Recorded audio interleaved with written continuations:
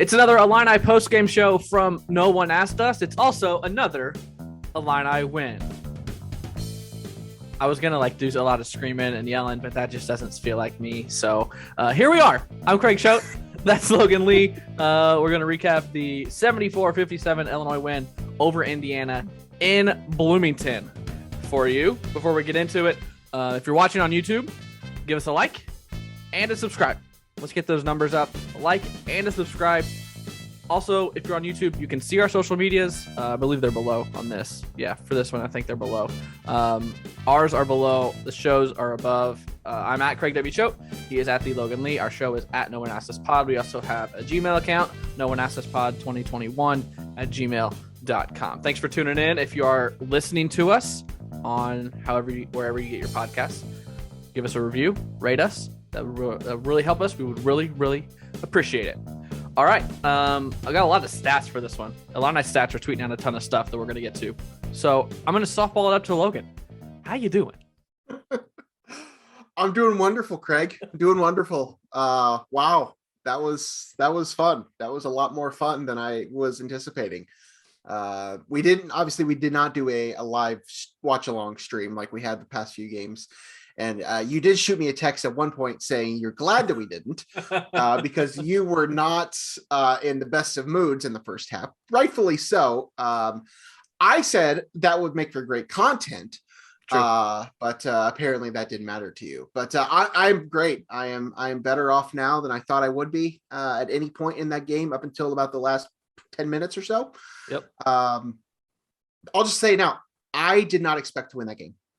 We had mentioned it on here before, not that it wasn't winnable. It's just hard to win at Indiana. And I told Allison at the beginning of the game, I said, I am not expecting to win this game. I just don't want to lose both of these next two. I didn't want to lose at Indiana and at Purdue. But I was not certainly expecting to win the game. Certainly not expecting for them to win by as much as they did. That was, I think, the biggest takeaway for me. What was this, a 17-point game? 17. Mm-hmm. Math is hard. I did not expect that. Did not expect that at all. So yeah, we'll talk about, a bunch of the specific things, but just in general, just overall, obviously very pleased. Keeping up first place in the conference and then riding this streak. See what happens at Purdue on Tuesday. That's kind of where I'm at. Yeah. I'm kind of with Logan. I don't think I was expecting a loss as much as Logan was. I expected it to be a game where if it wasn't won or lost as the buzzer expired, it was going to be won or lost within the last minute of the game, last 30 seconds of the game. I was expecting a close game, and I honestly would have been okay with a close Illinois loss. I just didn't want us to get blown out double digits, whatever. But I probably leaned towards expecting a loss. I just wasn't expecting it. It seems as confidently as you. But we don't have to worry about that because Illinois came out, got the job done, 74-57 win. Logan is correct. I was heated in the first half. It was a combination of things. As most that know me can expect, a large portion of that was because of the refs. Some terrible calls once again, but I think it went both ways today. Agree? Disagree? I think there were some bad calls both ways. I think it was bad calls both ways. Yes. We can harp on the officiating all we want because there were a lot of issues, especially in the first half. Yes, I'm with you. I do believe it was both ways. 21 fouls called in the first half just makes for a sludge of a first half. Neither team could really get in a rhythm. Trace Jackson Davis only played, I think, 4 minutes in the first half. Let me see here. 4 minutes in the first half. Trace Jackson Davis played 4 minutes because he got 2 quick fouls. And then by the end of the half, their backup, Michael Durr, had 3. So their post depth was really struggling.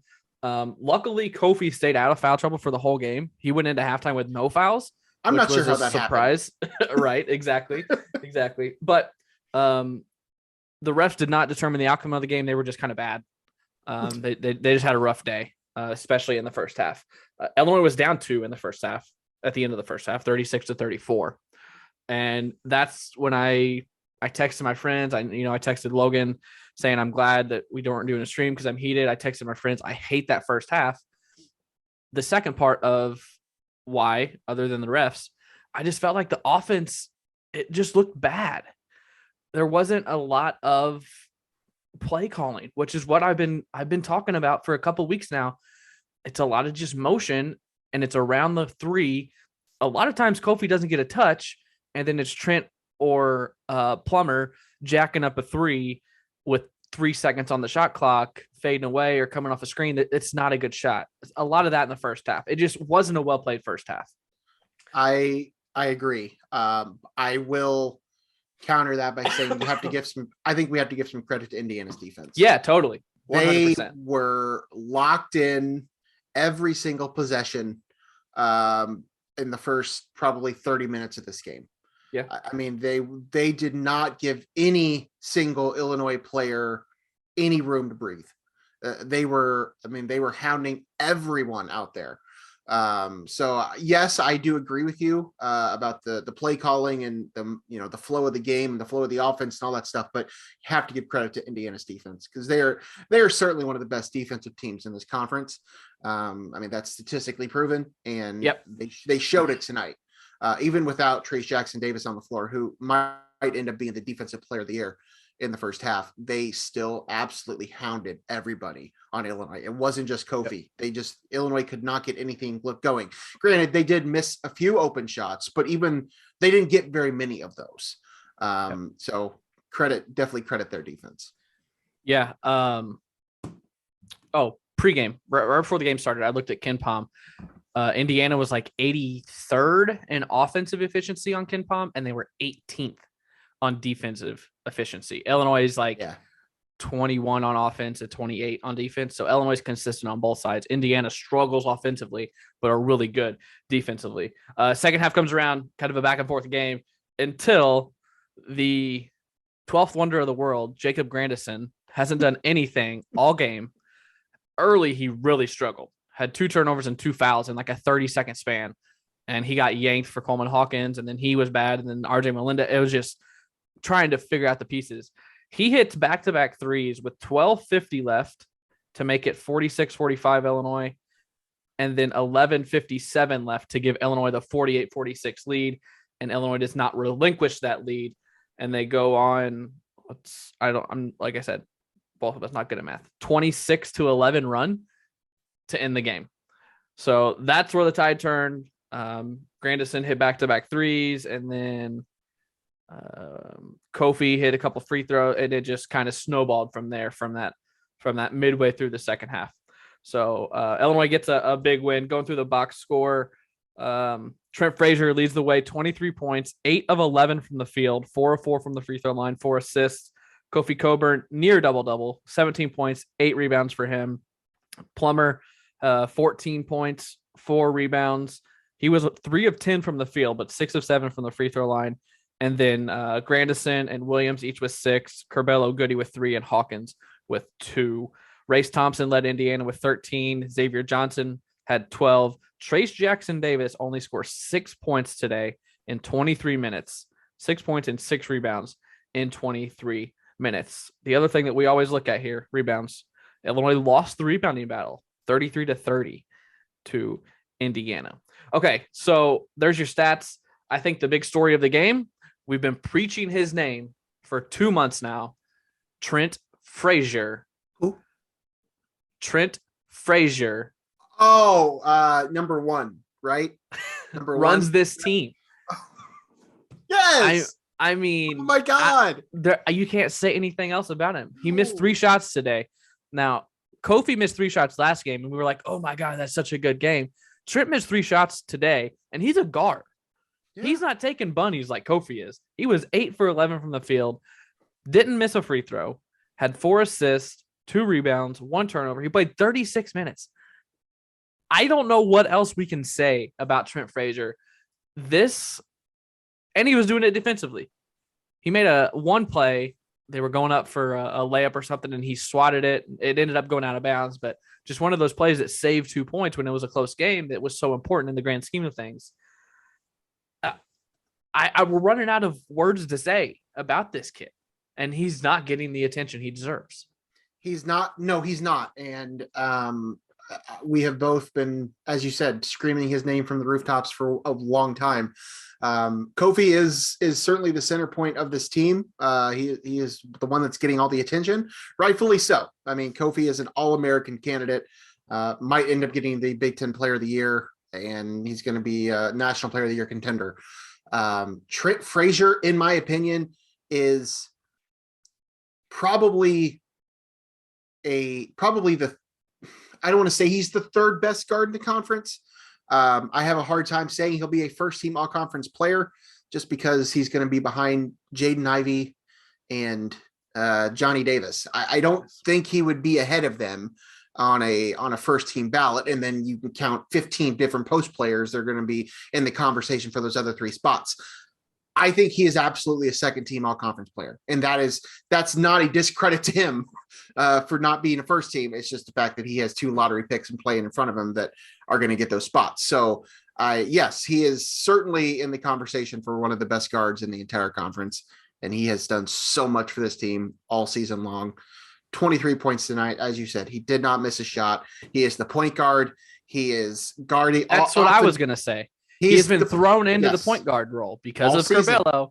Frazier has handled 90% of the ball, bringing the ball up, which I know I'm interrupting you here, but my point to come off of yours, he had to put up with Xavier Johnson today, and Xavier Johnson was a little pest. He only got called for 2 fouls, but he probably fouled 15 times. If you watch this game, you know what I'm talking about. So for Trent, and I think he took that personally because there was one time that Xavier Johnson fouled him 3 times coming up the floor.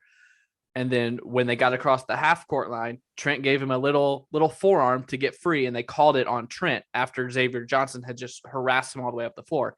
From then on, Trent went on his heater. Yeah, that's what I was going to say about Trent today. Yeah, he's incredible. He is incredible. He has been the cog on this team. He is the primary point guard. He is the go-to scorer that's not named Kofi. He is oftentimes guarding the other team's best player and locking them down for the most part. We cannot say there are not enough. There's nothing else we can say. You're right. There's literally nothing else we can say about him.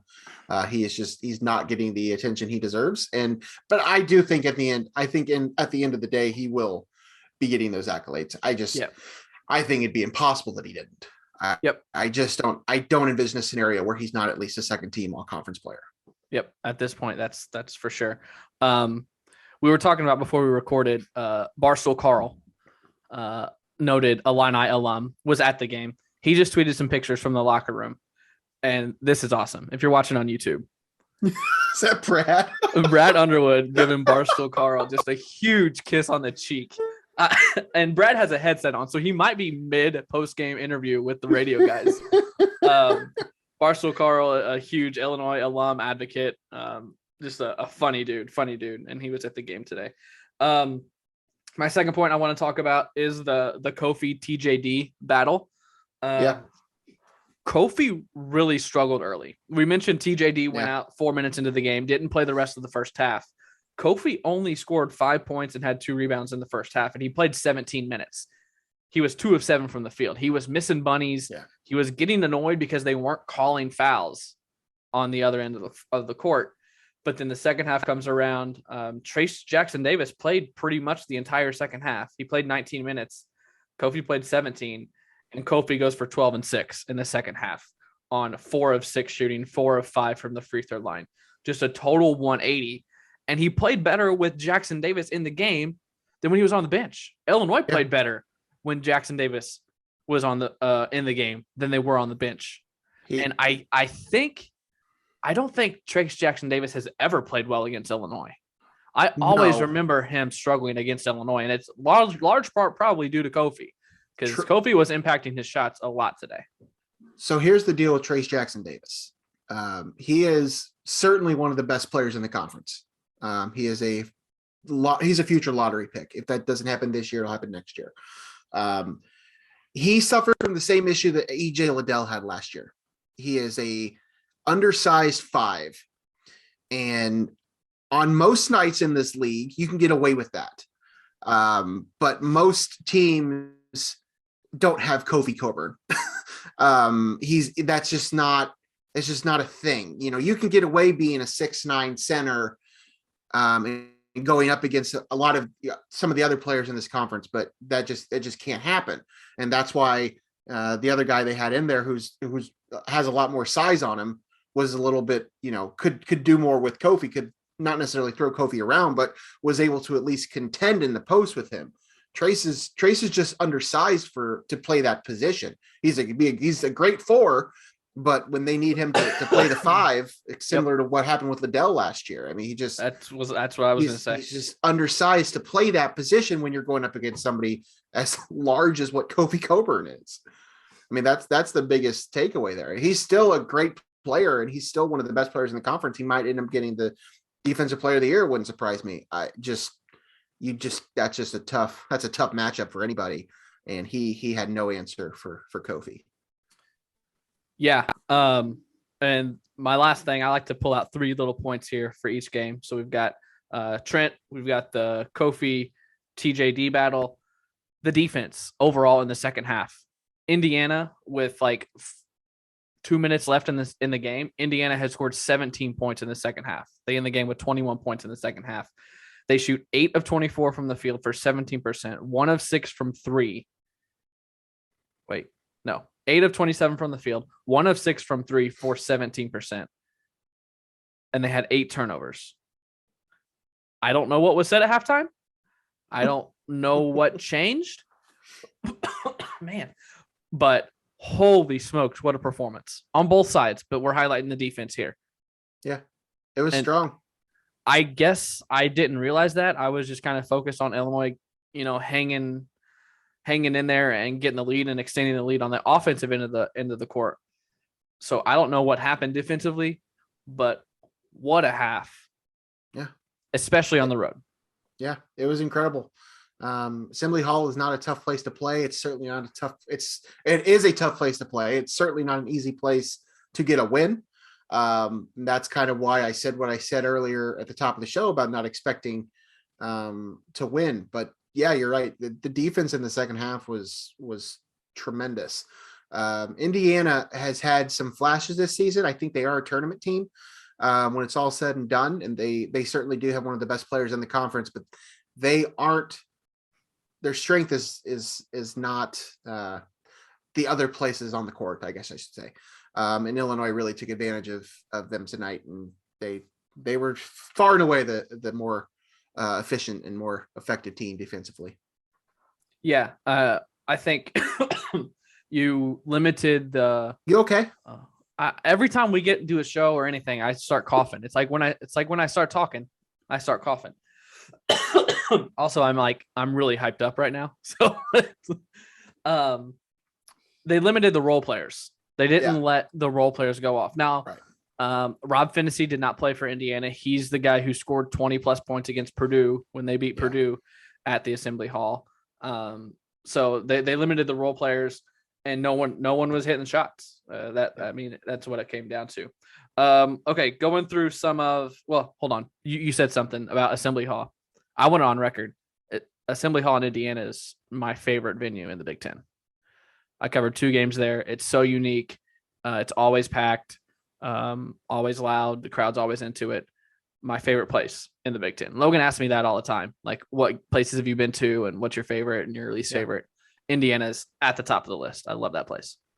That's the only thing I like about them. Still never been there. Would love to get to a game there. But yeah, it's always a tough place to play for Illinois. So to go in there and get a big win like this against another tournament team. I know they weren't ranked.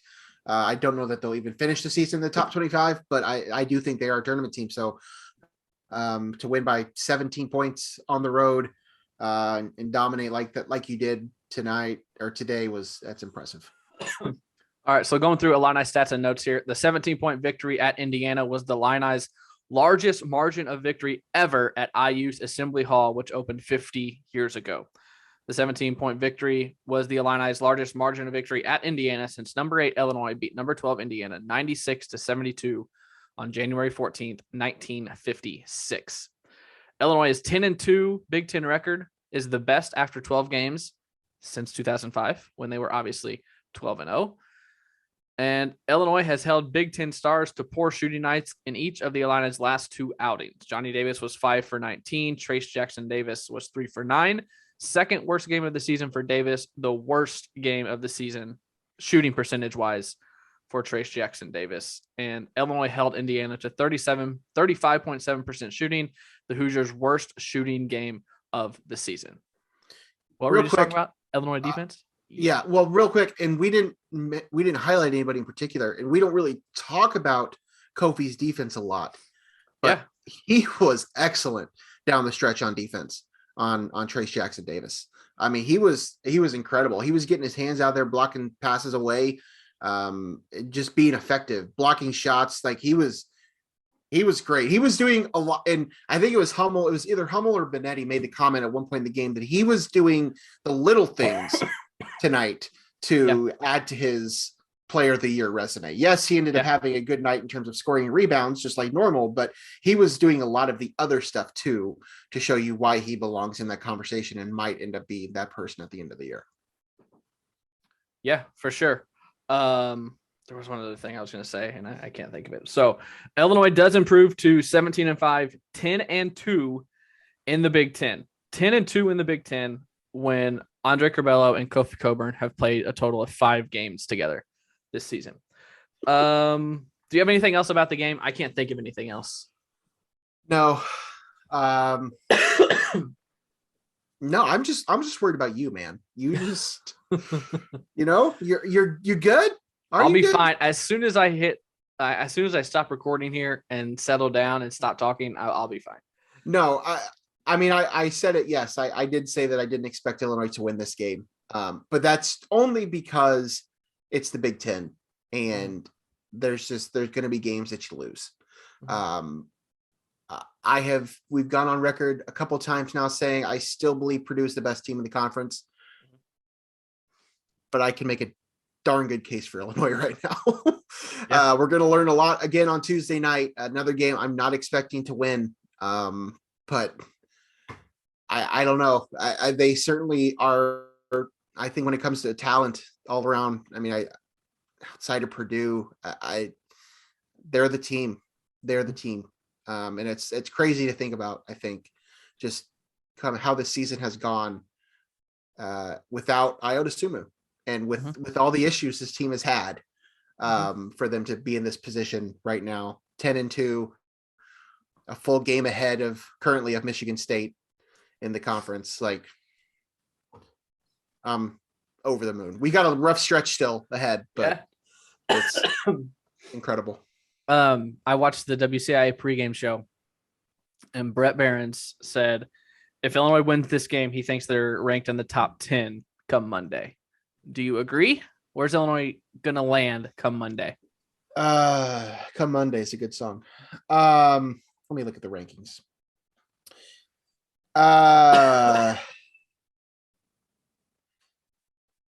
Well, I mean, Wisconsin was 11, and they beat them. They've already beat Michigan State, who's also ahead of them. I think they certainly jump these teams. I don't think top 10 is out of the question. Off the top of my head, I don't remember what these other teams have done this week and what they have yet to do today or what they will do today. But yeah, I certainly don't think top 15. Absolutely. Top 10 is certainly within reach, I think. Yeah. I was going to say about 12, 13. Yeah. I think that's probably more likely, but I guess it also depends on what else happens today and who else maybe loses. You win on Tuesday, man. I mean, this is a whole new animal. This is a whole new animal. Yeah. I might go. I was looking at tickets. There's still tickets out there that aren't crazy expensive. I kept an eye on tickets today up through this morning.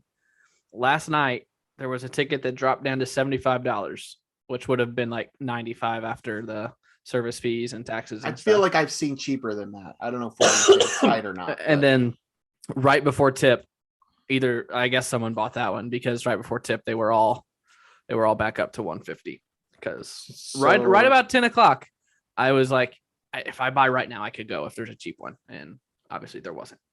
So we're not going. I'm not going on Tuesday. No, I was talking about today. Oh, I was I talking was about today. Tuesday. No. Oh, I kept an eye on today's game until 2 hours before tip. That way I could still make it.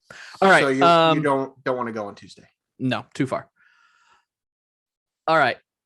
Other games in the Big Ten, Northwestern is just pounding Nebraska, 87-52 in Nebraska. Michigan, Purdue just tipped off another game tonight or this afternoon. Michigan State, Rutgers, and then Penn State and Wisconsin. It's a huge day of basketball. Illinois was just the first one. There's a lot of good games. We might talk about on our full episode come later, I guess Monday or Tuesday when we get that out to you. Let me run through it doesn't really matter because there's a ton of games. So we're not going to do the standings because they'll change by the time most people get this out. So anything else? No. Over the moon. Mm-hmm. That's it. It's a win. That's all I got. I don't think either of us expected another notch in the W column, but we got it. And to do it in that fashion, 17 points at Indiana was just a cherry on top. So thanks for listening. If you're still here, give us a thumbs up on YouTube, subscribe on YouTube, rate, review wherever you get your podcast as well. We really appreciate it if you would. Trying to get our numbers up, and it would be forever grateful if you guys give us a like and a subscribe. For Logan Lee, I'm Craig Choate. That's been a Illini Postgame Show from No One Asked Us.